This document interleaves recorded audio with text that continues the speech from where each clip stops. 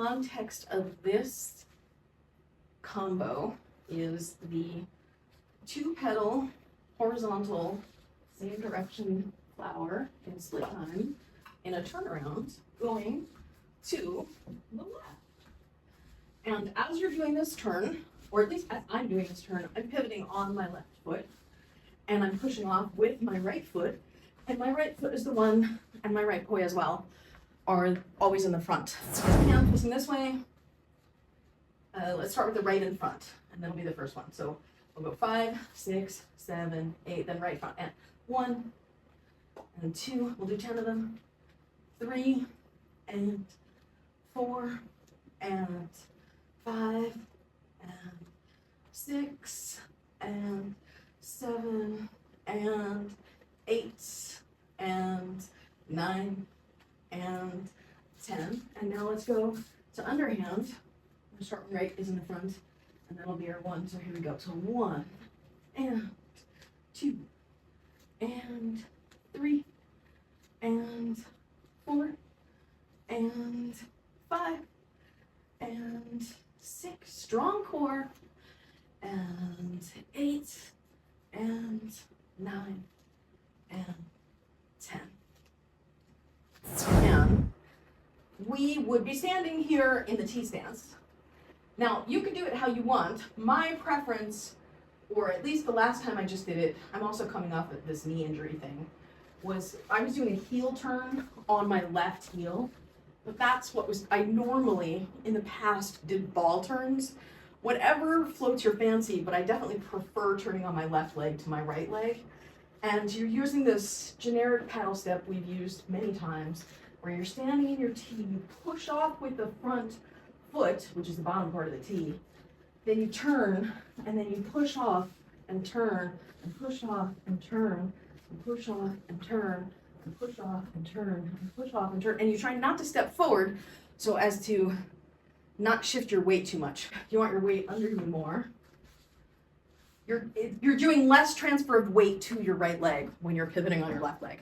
Well, I think for some things it would be more effective than others. For a move like this, when you're in split time and you have so much range that you have to cover, I think it's less effective, but it might be more effective for something like if you're trying to do a chasing the sun turnaround. Because they're both there together, there's no,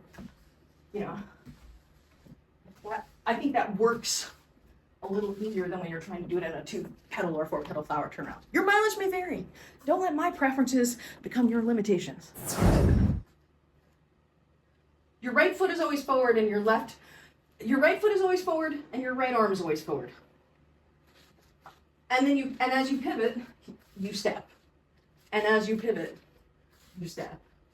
So you step and pivot and step and pivot and step and pivot. So if your right hand is forward and you're in the T stance facing your right, your weight is going to mostly be on your left leg.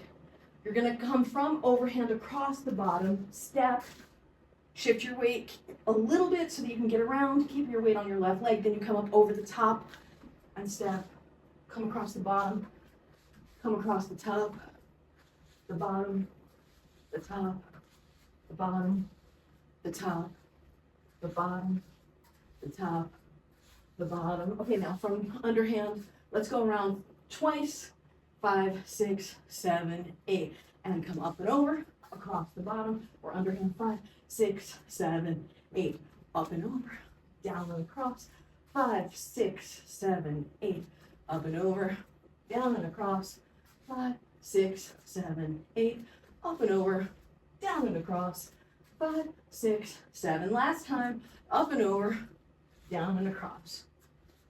In overhand, your right foot is still forward, your left foot is back, and your left poi is back here behind you. In overhand.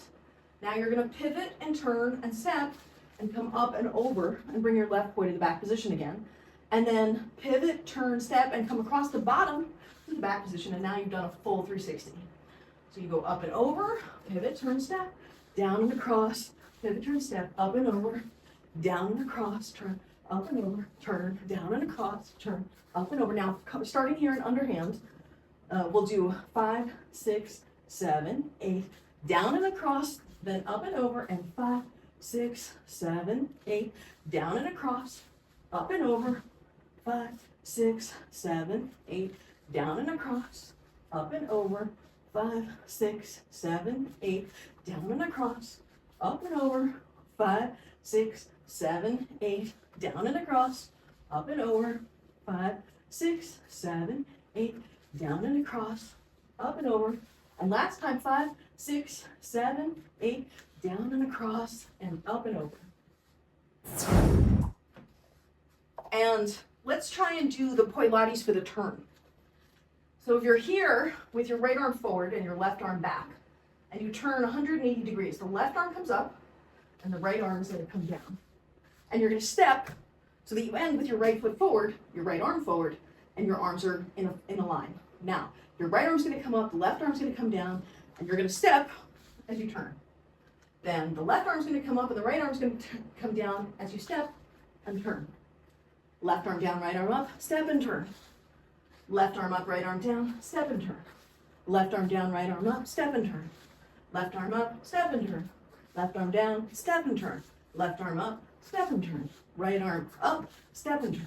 Left arm up, step and turn. It's useful to think of the right arm and leg moving with each other, right? So if I'm here, as my right, in fact, if you even ignore the left arm and you just think about the right arm is cueing the right leg, they're attached to each other by some string. As it comes through, as it comes over, as it comes down, as it comes over.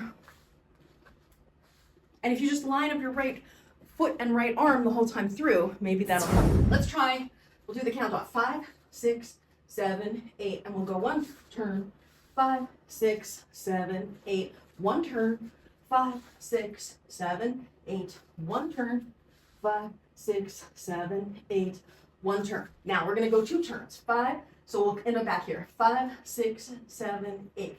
Down with the right and up with the right. 5, 6, 7, 8. Down with the right, up with the right. 5, 6, 7, 8. Down with the right, up with the right. 5, 6, 7, 8. Come across the bottom, over the top. 5, 6, 7, 8. Across the bottom, over the top. 5, 6, 7, 8. Across the bottom, over the top. Now, go 1 more. Now your underhands. Now we're going to do 2 180s from here, so 360. 2 turns. 5, 6, 7, 8. Up and over, down and across. 5, 6, 7, 8. Right goes up, right goes down. 5, 6, 7, 8. Right goes up, right goes down. 5, 6, 7, 8. Right goes up, right goes down. 5, 6, 7, 8. Right goes up, right goes down. 5, 6, 7, 8. Right goes up, right goes down.